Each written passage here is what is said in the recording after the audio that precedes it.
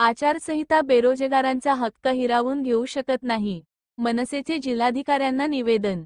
जळगाव. राज्यातील आगामी स्थानिक स्वराज्य संस्थांच्या निवडणुकांमुळे लागू झालेल्या आचारसंहितेमुळे मुख्यमंत्री अर्थसहाय्य योजना, प्रधानमंत्री अर्थसहाय्य योजना आणि इतर शासकीय अर्थसहाय्य योजनांतील बेरोजगार तरुणांची प्रकरणे थांबविण्यात आली आहेत.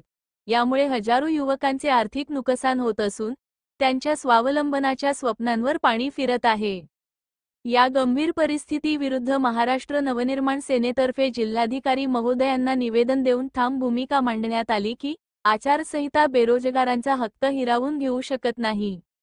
निवेदनात म्हटले आहे की या योजना कर्ज वितरणाशी संबंधित असून शासन अनुदानाचा भाग हा कर्ज मंजुरीनंतर लागू होतो. त्यामुळे आचारसंहितेचा अडथळा दाखवून या प्रकरणांना थांबविणे अन्यायकारक आहे. जिल्हा उद्योग केंद्राला दरवर्षी ठराविक उद्दिष्ट असते. मात्र नोव्हेंबर अखेरही अर्धे उद्दिष्ट पूर्ण झालेले नाही.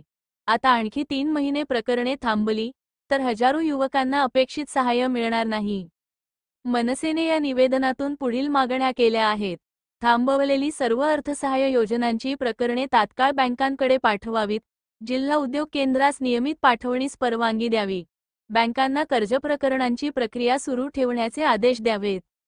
यावेळी मनसे जिल्हाध्यक्ष जमील देशपांडे, उपमहानगर अध्यक्ष राजेंद्र निकम, वाहतूक सेनेचे रज्जाक सय्यद, प्रसिद्धी प्रमुख सतीश सैंदाणे, दीपक राठोड, प्रदीप पाटील तसेच महिला सेनेच्या अनिता कापुरे आणि लक्ष्मी भिल उपस्थित होत्या. मनसेने इशारा दिला आहे की जर शासनाने या मागणीकडे तातडीने लक्ष दिले नाही तर बेरोजगार तरुणांच्या न्यायासाठी आंदोलनाचा मार्ग अवलंबण्यात येईल. जिल्हाधिकारी महोदय यांना केलेली आहे. सर, काय सांगितलं जिल्हाधिकारी याच्यावरती? काय याबाबत जिल्हा उद्योग केंद्राशी संपर्क साधून याच्यावर काय मार्ग काढता येईल असं जिल्हाधिकारी महोदयांनी आम्हाला सांगितलेलं आहे. आशा करूया होईल काही चांगलं.